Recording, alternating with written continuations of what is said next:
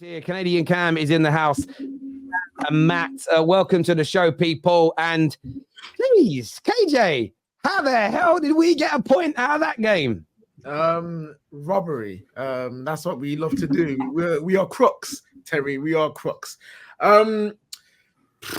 He's actually not analyzing Man United anymore because we don't know how we even do what we do. We don't even know how we as fans. We don't know how as fans how we score goals. Today we had an absolute two wonderful goals. One mad wonder strike from Bruno, and an absolutely amazing strike from my son, aka Kobe Mainoo. You know what I'm saying? Like that's all we've got. We can't say, oh, the play was beautiful. We can't say, oh, like the way that we build up is great and this is consistent. So we know how we score. We don't know how we score goals. I don't know how we did it. It has to be robbery. It's the only way that we can score goals. Today, I'm happy about stopping Liverpool from winning the league and potentially giving it to Arsenal. I'm happy that my son, Kobe Mainoo, scored an absolute wonder goal. I'm happy that my other son, Big Willie Kambwala, had a good game. He's looking stronger each game he plays. And finally, the main thing is I'm most happy about 7 Premier League games left in the season for us. It's almost at the end. We've got 1 FA Cup game, potentially 2 if we win that, and 7 games left. That's all we got until it's over. That's what I'm happy about, Terry. After that, as Man United fans, look at us. We drew against Liverpool when we were crap, and we can't cheer because there's nothing to cheer. There's nothing to celebrate tangibly on the pitch. It's peak, man. It's peak. But well done, boys. Also, me and Samuel had a back and forth in the group chat. I'll say he was going to lose. He was basically saying the game's not over. The game's not done after 1-0. I got that wrong. The game is not over after 1-0. I was wrong. We didn't lose. I take my L with my 1 point and my 7 games left, and I keep it moving. Have belief, KJ, mate. You fraud. Have belief. Have belief in what? You're not. Hey, one last thing. Arsenal, you can tell how bad we are. Arsenal fans are more happy about this draw than we are. I hated watching that game. It was horrible. Horrible to watch. Honestly, like I hear it. Sam, my brother. How you feeling, bro? Because I have to say this, and this isn't like rivalry salt. I mean it genuinely. That is an embarrassment to dominate the game the way you did, to drop points the way you did, conceding the goals that you did. Talk to us, please, Sam. I mean, if I'm going based on this game, this Liverpool team doesn't deserve to win the league. How do you not learn from your mistakes from the FA Cup game? That does not make any sense to me. Any sense. Now, the easy picking is to get onto Kwanzaa. And to be fair, I don't care how young he is. You should never, ever be making a pass like that. Ever. Ever. But the real people I need to get onto, Liverpool fans, we need to have a serious conversation about our attack. A very serious conversation about our attack, including Salah. Because when we keep on to saying that we, on paper, have the best attack in the league, and when we give ourselves chances and we don't put them away by a wayward shot or wayward passes in the final third, it gets to a point where it's so ridiculous now. I'm begging for Jota to come back. I am begging for Jota to come back because he is the only guy in the team that is clinical. Diaz, Salah, Nunes, Gakpo. Just forget it. As soon as he went 2-1, I said we're not winning the game. As soon as he went 2-1, we're not winning the game. We dominated the game in large parts. But again, we get ourselves into good areas. Wayward pass, wayward shot. How many times? Even Klopp in the game before, I think it was like an interview before, said we need to be more clinical. What was that today? If we don't win this league, I'm sorry, we bottled it. We absolutely bottled it. Why can't we shake off this bozo's gene? Seriously, we cannot shake off this bozo gene. I need every Liverpool fan to get onto that attack because that attack was absolute crap today. Crap. I hear you. Ram, do you feel similar? How embarrassed are you feeling right now being dunked on by a team whose underlying metrics all season are at the same level as Sheffield United and Luton? Of course, it's embarrassing. I couldn't care less about United. It's the fact that we were meant to win this game. We had to go into every game winning it. And the fact that we dominated for most parts of the game and we still ended up only scoring 2 goals, ridiculous, man. It's ridiculous. And I agree wholeheartedly with what Sam is saying right now, because we did miss Shota. It's no coincidence when the last 2 games he started at Old Trafford, we smashed 4 past you and 5 past you. We missed him a lot. But we can't do this whole injury thing.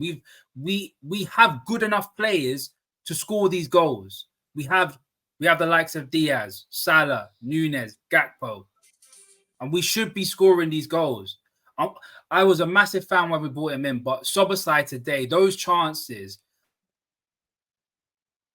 I've seen you bury them for Leipzig. Excuses for today. We had a go at, we say you're doing the Henderson role, but you were in charge of getting into the box and scoring them goals.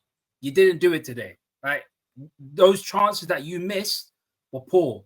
And I'm the biggest Szoboszlai fan. I wanted him at Liverpool. I was so happy that we got him, but you need to give criticism when it's due. And he should have scored those goals. And that is indictment of every single player. I once again want to say McAllister, again, a solid performance from McAllister. But everybody else, very, very meaty. And we can't be meaty. We've got to be minimum good.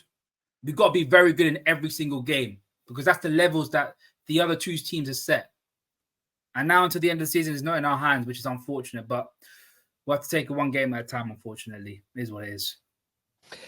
I hear you, bro. I have sent the link out to Hassam. I need you. I've been sent this video as well from him, but I don't know if it's going to come on. But we're just going to play this, and then we're going to speak to Sunshine. Now you gotta believe us. Now you gotta believe us. Now you gotta believe us. We're gonna win the league. We're gonna win the league. Sunshine, welcome to the Terrace. Thank you for making your debut.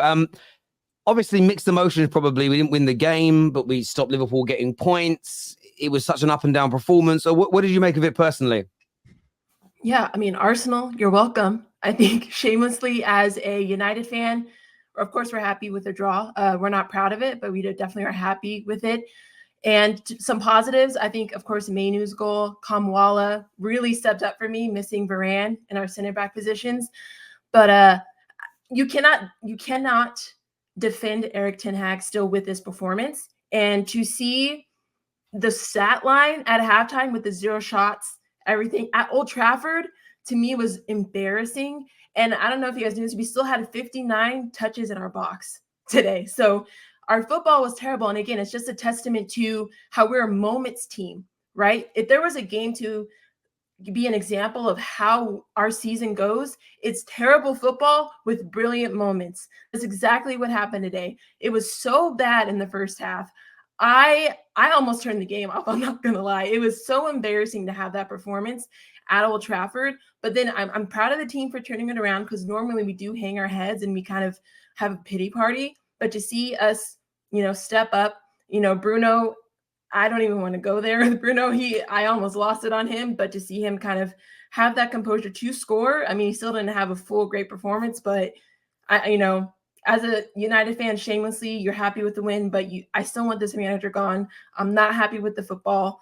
It's embarrassing, but I'll take the draw. Shamelessly, like you said, Terry, I'll take the draw, and it is what it is.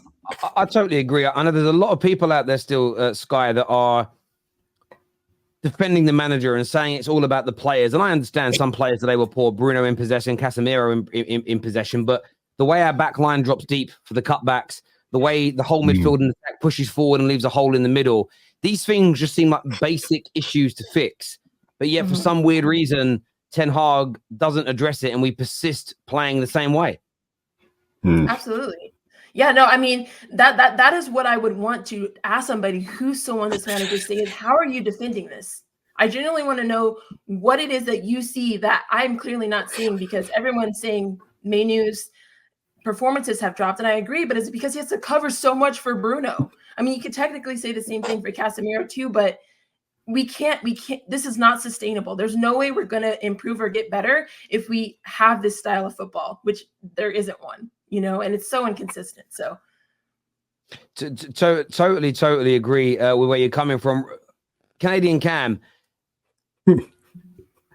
I don't even know what questions to ask. I've been doing this job for like 7 years, and I don't know what questions to ask because today is such a weird game. But give me what's man, right now, brother. Yeah, we got put on. Like I said in the chat, we got put on the hub, man, and like we got beat up badly today. And you know, it's an analogy we use up here sometimes, and people may understand. They don't need to. It's just a family show. Anyway, that first half, man, 14 shots or something was it? I remember seeing the 14-0, and you're just like, all right, that's it. There's like, I saw some people being like, yo, Ineos might give him a chance or this or that. I'm like, you cannot have game after game after game where I could slam the over on shots against and like ladder it in betting terms to like 25 and feel comfortable. That's crazy. That's where we're at right now. Ram touched on it. Those Sloba slide chances, I mean, to be fair, a few of those are really good saves on Onana. Sometimes I get triggered by the whole like, oh, he missed his chances when a keeper did his job. Like at the end of the day, the first save was unbelievable from Onana, and we have to give him his props and his credit there. If anything, that is like one of our biggest bright spots. When you look at the keeper and how many shots he's been taking, he's actually like, we were all on him. We all wanted him gone. No, he's actually showing he's a pretty incredible keeper. You can't be tested that much, and realistically, like most keepers being tested as much as he's been, that's like 4 goals, 5 goals, but he made some incredible saves today. So I have to give him props because nobody really talked about that. We talked about the goals, but the keeper kept us in it. This is like David De Gea days where you're sitting there, player of the month, our keeper. That's when you know the manager, in my opinion, also has to go. Bruno first half was, I love Bruno. Everybody knows that. But first half, that was crazy. Some of the stuff he did. There's that one long ball where, I mean, Garnacho was coming back to the ball and he just moved into the abyss. And I'm like, there was that one, and then there was the chance for. Do you know what the one thing that annoyed me in this game? Conor Bradley, I think, is excellent. He gets booked after 6 minutes, and then for the rest of the time he's on the pitch, we did not direct our play to put pressure on him. Man United of old and all the good teams that currently exist, if you get a fullback, especially a young and inexperienced one, booked that early, you have a word and you go, right. I know maybe you had a game plan today where 50, 60, 70% is going to go down the right. You go, listen, let's change that for 10, 15, 20 minutes. Let's attack him. Let's put him under pressure. Let's make him make tackles. One, he might not make them. We can break into the box and score, or we can get him sent off. And we didn't do it. And there was one chance on the counter. Bruno had the ball. Feed it into him. He's gone. And he hits it straight at Conor Bradley. Like I will say that there were opportunities where you could have got him, but once Conor Bradley got Sheffield United have equalised against Chelsea, 1-1, really good goal. What do you expect with Chelsea, man? Oh, Once Conor Bradley got his booking, I think the game plan from between him and Kwanzaa was Kwanzaa's going to be the aggressor, and he's just going to try and cover where his position was. Give the ball to Bruno. That's the game. Yeah. So the thing is, by the way, what an assist by Kwanzaa, mate. He assisted maybe goal of the season. Beautiful. Yeah, he man. him up nicely.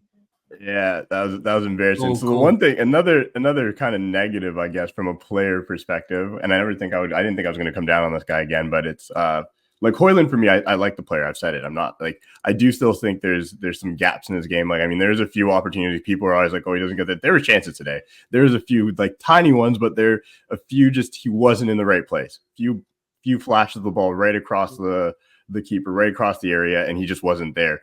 And he's got to be there at the end of the day. Like that's your job. Like you've got to be in those positions. And a few times where he needed to hold the ball up a little better that I didn't think he did a great job of. Outside of that, like our only break, like Delo was terrible today.